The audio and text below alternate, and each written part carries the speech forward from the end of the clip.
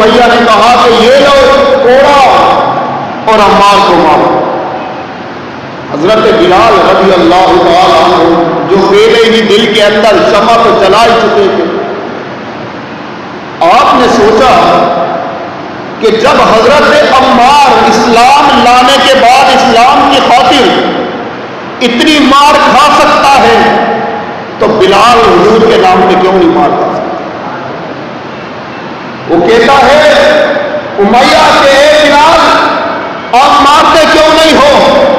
آپ نے دوڑے کو گھمایا اور کہنے لگے اے امیہ سنو، تم مجھے کہتے ہو کہ عمار کو مارو، اب عمار اکیلا پٹائی نہیں کھائے گا، اب بلال بھی اس کے ساتھ مل کے پٹائی کھائے گا۔ کیوں؟ حضور کے نام پر اگر جان بھی چلی جائے تو حق تو یہ ہے کہ حق ہی ادا نہ ہو۔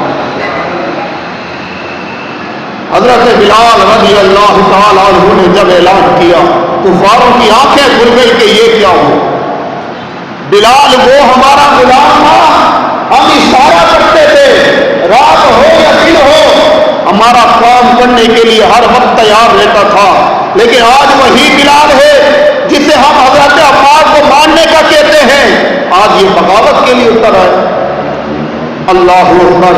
حضرت بلال رضی اللہ تعالیٰ عنہ آپ پر سخت سے سخت، جسے کہتے ہیں سیرت نگاہ کاروں نے تو یہاں تک لکھا کہ آپ کو تپتی ریت پر سلایا گیا، اور ایسی ریت لکھتے ہیں کہ اگر وہاں بوٹیاں ڈال دی جائیں تو وہ بھن کر پکی ہو جائیں، بھن جائیں۔ تو حضرت سیدنا بلال رضی اللہ تعالیٰ عنہ کے ساتھ کیا کچھ نہیں کیا گیا، پاگل اور مجنون دیوانہ نہ جانے کیا کیا کہا گیا، اور وہاں کے جو پاگل لوگ تھے، اوارے قسم کے لوگ تھے، نوجوان تھے، ان کے ہاتھوں کے اندر درے پکڑوا دیے گئے کہ مارو جتنا مار سکتے ہو۔ اللہ اکبر۔ وہ اپنی جان آزما رہے تھے اور بلال حضور کے نام پر کوڑا کھا کے خوش ہو رہے تھے۔ وہ کوڑا مارتے اور بلال کہتے آہد آہد۔ یہاں تک کہ لکھا سیرت نگاہ کاروں نے کہ حضرت سیدنا بلال رضی اللہ تعالیٰ عنہ کو تپتی ریت پہ سلانے کے بعد آپ کے جسم پر چکیاں رکھ دی جاتی تھی، آپ کے جسم کے اوپر بڑے بڑے پتھر رکھ دیے جاتے تھے۔ کسی نے یہاں تک کہ لکھا کہ گلے میں رسیاں ڈال کر مکے کی گلیوں میں گھمایا جاتا تھا اور اعلان کیا جاتا تھا کہ یہ وہ باغی ہے جس نے اپنے مذہب سے بغاوت کی۔ حضرت سیدنا بلال رضی اللہ تعالیٰ آپ نے دین اسلام کے لیے کنڈے کھائے، قربانی دی، گلیوں میں گھسیٹے اور لوگوں کو کہا کہ سنو، تم جس خداؤں کا نام لیتے ہو وہ تو تمہارے ہاتھوں کے تراشے ہوئے،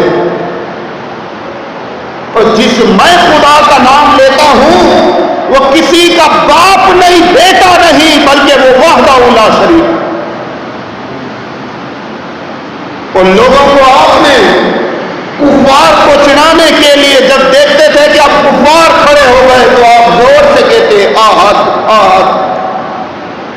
قرآن نے کہا نا کہ قل هو اللہ احد، آپ ہی محبوب فرمائیں کہ وہ وحدہ لا شریک ہے، وہ احد ہے، اس کا کوئی شریک نہیں ہے، بلکہ رب تعالیٰ نے وحدانیت پر پوری سورۃ اخلاص نازل کی۔ حضرت سیدنا بلال کا یہاں امتحان ہو رہا ہے، اور امتحان کفار لے رہے ہیں، مسلمان ایک ہے۔ حضرت سیدنا بلال روزانہ مار کھاتے ہیں لیکن کبھی زبان سے اف تک نہیں کہا۔ اس وقت کفار نے کہا بلال ایک دفعہ کہہ دو کہ ہم محمد صلی اللہ علیہ وسلم کو نہیں مانتے، ایک دفعہ کہہ دو اپنی زبان سے کہ وہ جھوٹا ہے، وہ جادوگر ہے۔ بلال نے کہا اے کفار مکہ، تم تو جھوٹے ہو سکتے ہو، تمہارے خدا ہاتھوں کے بڑے ہوئے تو جھوٹے ہو سکتے ہیں، جس کا نام میں لے رہا ہوں میرے دل کی روشنی یہ بتا رہی ہے کہ وہ کبھی جھوٹے ہو ہی نہیں سکتے۔ حضرت سیدنا بلال رضی اللہ تعالیٰ عنہ، آپ کے متعلق سیرت نگاہ کاروں نے لکھا کہ ایک دن حضرت ابو بکر صدیق گزرے، آپ نے ان کو مار کھاتے ہوئے دیکھا، آپ نے اپنے گھر سے پیسے لیے، حضرت ابو بکر صدیق خریدنے کے لیے گئے، امیہ کہنے لگا سنو میں اس کو بیچوں گا لیکن منہ مانگی قیمت لوں گا، بالفرض اگر یہ غلام 5 درہم کا ہے تو میں آپ سے 50 درہم لوں گا، اگر یہ 50 درہم کا ہے تو میں 200 درہم لوں گا، خالی اتنا نہیں پیسے بھی لوں گا، آپ کے جو 2 رومی غلام ہیں وہ بھی لوں گا۔ بعد نے لکھا کہ ایک رومی غلام تھا، اس کی بیوی بھی تھی، اس کی بچی بھی تھی، کہا وہ بھی لوں گا۔ حضرت ابو بکر صدیق نے کہا کہ بس یہی چاہیے، آپ نے دے دی۔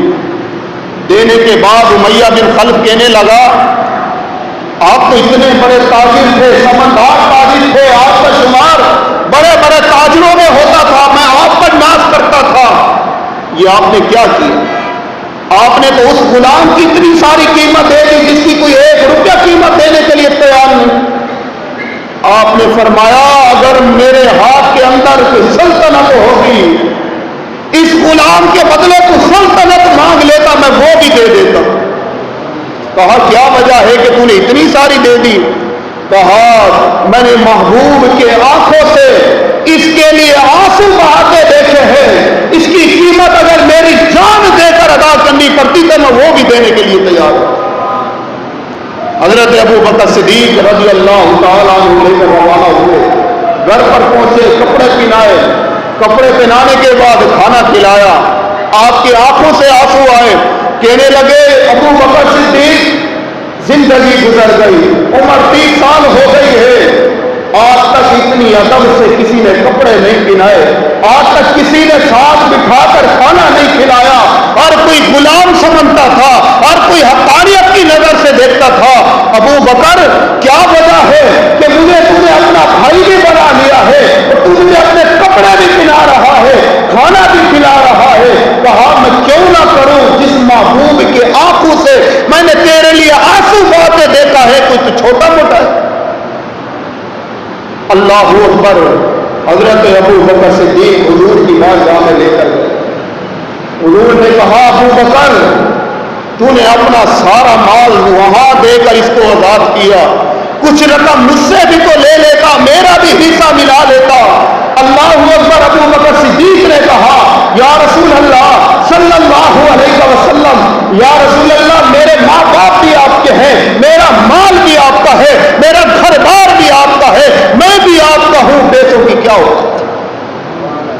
یا رسول اللہ اگر میں نے آپ کا حصہ نہیں ملایا تو سمجھے یہ سارا ہی آپ کا تھا، میرا کچھ نہیں تھا۔ حضرت بلال رضی اللہ تعالیٰ عنہ حضور کے پاس رہنے لگے، حضور نے کہا بلال آج سے تم غلام نہیں ہو، یہ میرا گھر ہے، اسے اپنا گھر سمجھنا۔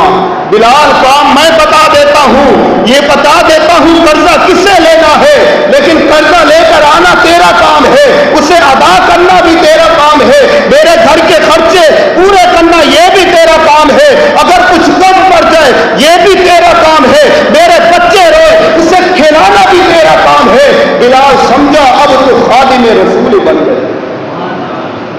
ابھی اذان کا حکم نہیں آیا تھا، صحابہ اکرام سے حضور نے پوچھا کہ بتاؤ نماز کے لیے کیسے بلایا جائے؟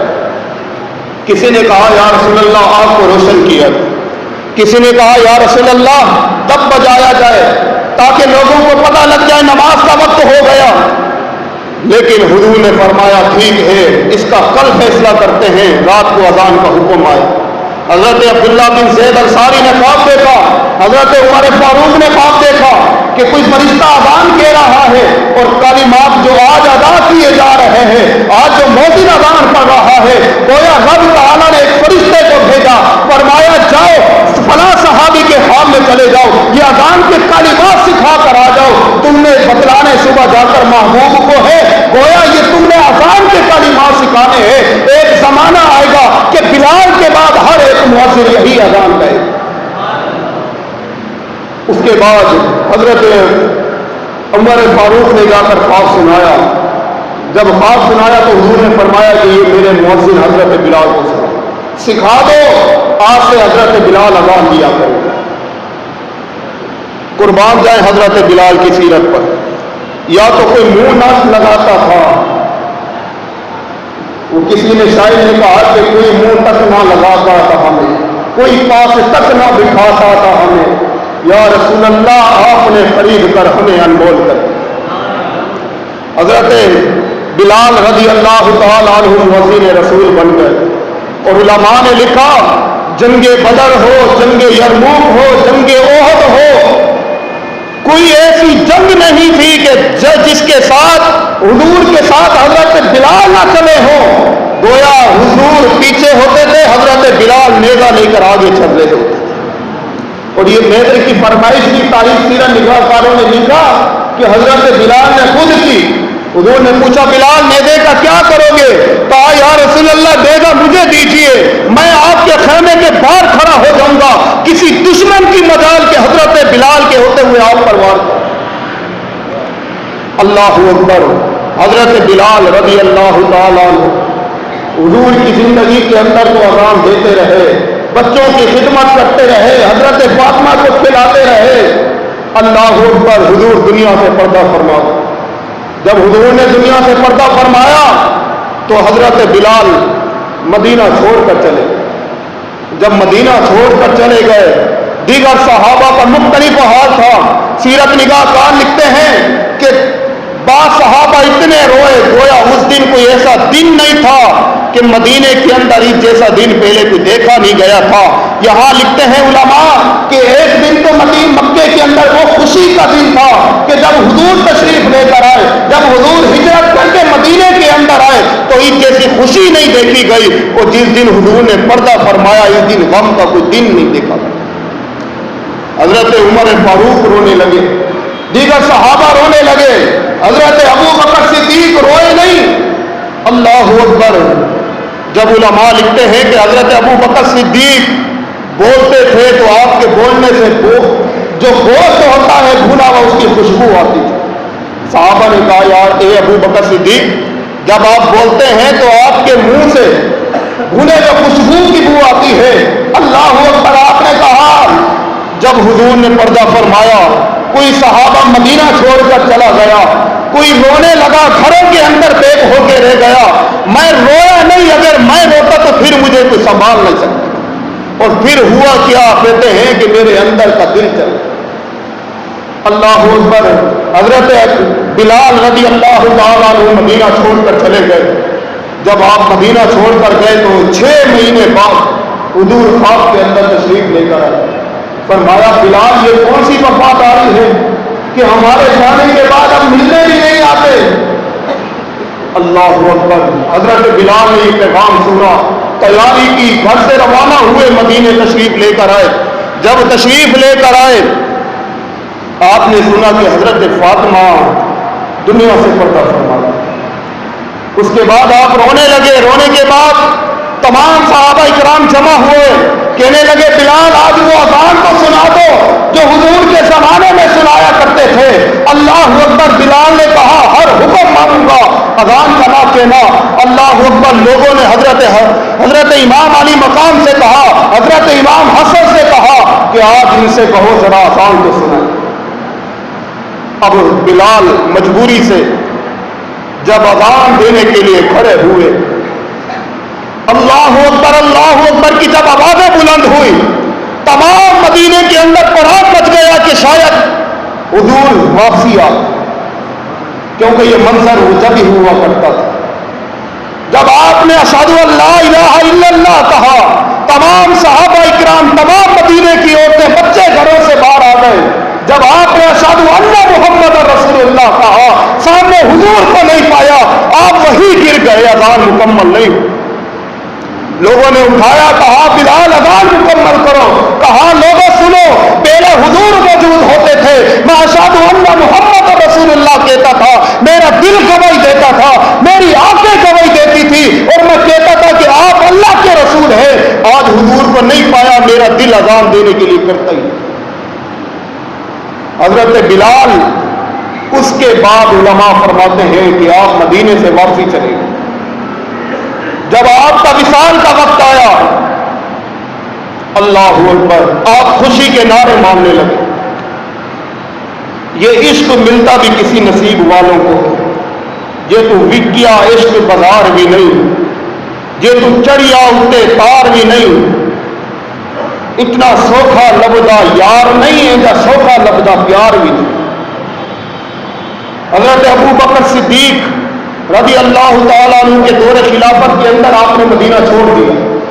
آپ ملک شام کے اندر تھے، وفات کا وقت آیا، آپ خوشی کے نعرے مارنے لگے. آپ کی بیوی کہنے لگی، اے بلال، آپ تو خوشی کے نعرے مار رہے ہو، میرے لیے تو غم کا وقت ہے، آپ دنیا سے جانے والے ہو. آپ نے کہا، اگرچہ تیرے لیے غم کا وقت ہے، میرے لیے اس لیے خوشی کا وقت ہے. جب بلال یہاں سے جائے گا، اللہ اکبر، میرے کملی والے آقا مجھے سینے سے لگا لے گا. کیونکہ عاشق کو عاشق ہی کا پتہ ہوتا ہے. حضرت ابو بکر صدیق کے دور کے اندر جب آپ مدینہ چھوڑ کر گئے تھے، صحابہ فرماتے ہیں کہ ایسی اذان ہم نے پھر نہیں سنی. اگرچہ حضرت بلال رضی اللہ تعالیٰ عنہ کی زبان کے اندر لکاوٹ تھی، وہ بھی اس وجہ سے تھی کہ ظالموں نے اتنا ظلم کیا تھا کہ آپ کی زبان کو جلا کر رکھ دیا تھا. لیکن اللہ اکبر، آپ کے الفاظ اتنے کمال کے تھے، جب صحابہ کرام سنتے تھے تو جھوم جاتے تھے. اللہ اکبر، ایسی اذان پہلے کبھی نہیں سنی گئی، اور سنی بھی کیسے جاتی. ایک ہی کو منتخب کیا جاتا ہے. اگر کسی کو عشق کا جام پلایا جاتا ہے تو زمانے میں وہ بھی ایک ہی نرالا نظر آتا ہے. وہی بلال تھا جس کو لوگ خریدتے نہیں تھے، وہی بلال تھا جس کو لوگ مانتے نہیں تھے، ایک روپیہ جس کے لیے دینے کے لیے تیار نہیں تھے.